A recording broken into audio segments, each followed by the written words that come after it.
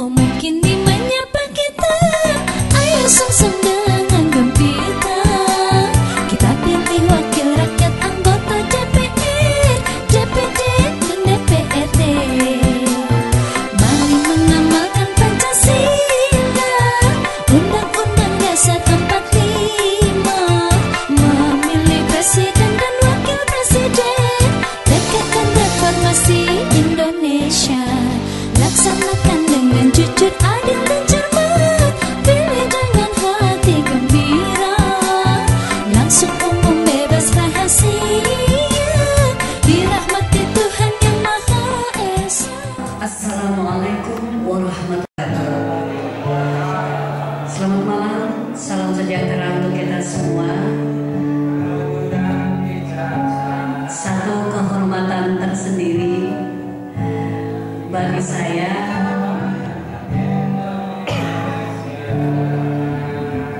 ya, pada hari ini kita akan berdiskusi, ngobrol-ngobrol tentang bagaimana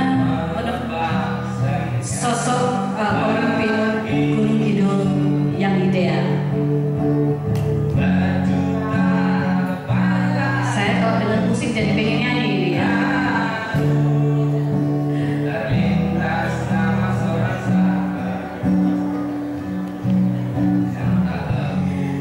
Baik Bapak Ibu, saya perkenalkan mungkin ada. Oke, terima kasih Mbak Ida sebagai moderator, dan Assalamualaikum warahmatullahi wabarakatuh. Sekali lagi saya perkenalkan, nama saya Retno Susanti Listianto SH. Saya di sini aktivitas terakhir saya banyak di jalanan, banyak bergaul dengan masyarakat di seluruh Yogyakarta dan juga Jawa Tengah khususnya, karena saya lebih banyak bergerak di organisasi atau lembaga kemasyarakatan khususnya untuk LBH. Saya sampai saat ini masih dipercaya oleh teman-teman sebagai Direktur LBH Keadilan Semesta Yogyakarta. Dan mungkin hari ini kasus saya memang masuk di KR kalau teman-teman cermati. Saya digugat oleh salah seorang ini, tapi itu bukan masalah ini. Mari kita bicara pilkada saja. Jadi itu untuk menunjukkan netralitas saya, bahwasanya walaupun asli Gunung Kidul, tapi saya wani maju. Kemudian tidak pantang menyerah. Wes apa kondisinya, termasuk ada calon independen di sini, itu saya apresiasi luar biasa. Ini tidak terjadi di kabupaten manapun. Itu luar biasa, karena untuk menjadi calon independen itu juga bukan sesuatu yang mudah gitu. Menurut MK yang keputusan MK yang saya baca. Jadi ini luar biasa. Jadi saya datang ke sini karena memang fenomena Gunung Kidul menurut saya lebih menarik dibandingkan dengan daerah-daerah lainnya. Dan mengenai bicara ideal, sebenarnya kalau kita bicara visi misi itu semuanya ideal. Ya, tapi jenengan nanti akan bisa lihat dari visi misi ini. Sebenarnya ini kenapa saya umpamakan sebagai pengantin, nek wis dilantik dadi bupati, sebenarnya yang terpenting itu bukan ketika menjadi bupati, bukan ketika jenengan mensukseskan orang ini menjadi bupati, tapi suksesnya itu setelah dia dilantik, kinerjanya 5 tahun ke depan itu seperti apa. Itu parameter saya.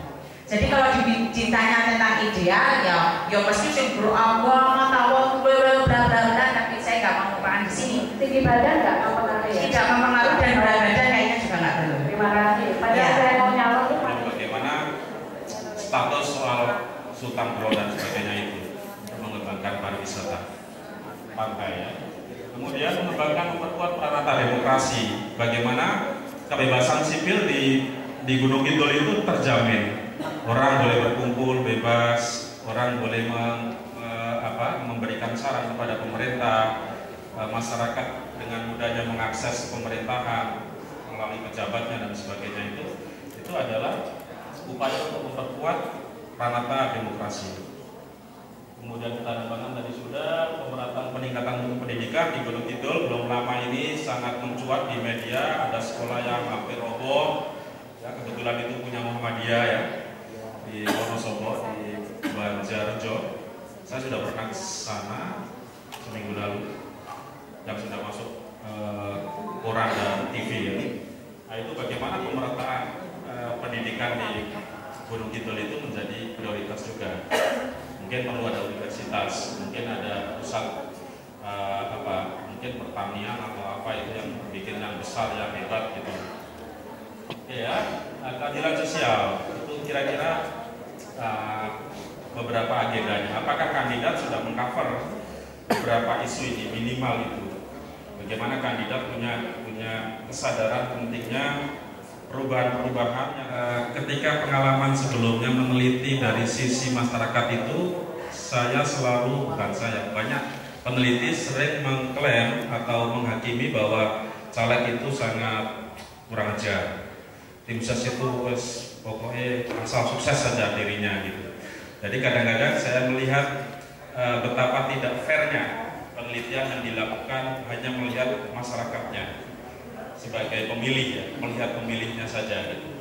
Tapi kemudian kita dengan Australian National University mencoba membuat model riset yang lebih berimbang. Oke, apa yang penjenengan tangkap dari tim ses dan yang kalau yang katanya? Ya, misalnya sederhana saja, tidak perlu saya buat konsepsi ya. Misalnya seorang caleg mengatakan sebut janjane ya, saya itu nggak ingin ngasih uang, ini kan pembodohan gitu ya. Tapi kalau nggak ngasih uang, masyarakatnya nanya, misalnya masyarakatnya juga enggan untuk berkenalan atau menyapa caleg atau tim ses gitu. Jadi uang kemudian menjadi media untuk berkomunikasi. Jadi Mas David melihat bahwa kontribusi dari masyarakat sendiri itu memberikan peluang untuk Kira-kira terjadi itu. begitu. Jadi kejahatan itu sumber persoalan itu bukan hanya dari satu sisi. Jadi kalau mau membenahi ya memang harus bareng-bareng gitu. Harus ada komitmen dari partai, dari undang-undang, dari masyarakat sipilnya sendiri, dari istilahnya broker-broker yang juga. Sekarang begini aja, tim ses yang di kampung itu kan pertemanan saja. Dia membantu karena pertemanan. Mereka juga tahu bahwa survei itu juga mafia juga gitu kan. Mereka dapat miliaran, kita cuma dapat 100.000 mas, kira-kira begitu.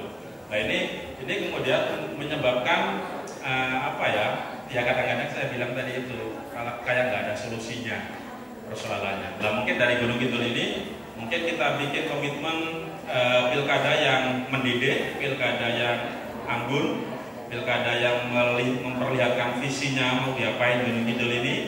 Jadi pilih yang punya agenda berkepanjangan untuk anak cucu, untuk kepentingan jangka panjang Gunung Kidul. Misalnya, itu kan ideal sekali omongannya. Nanti bapak-bapak di belakang, ideal cuma visi-misinya aja mas, nanti juga enggak gitu.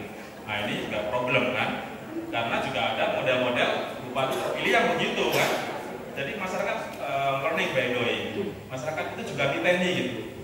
Kemarin juga banyak sekali rencananya. Nah ini jadi mereka ada namanya public distrust atau istilahnya sudah mulai tidak percaya lagi.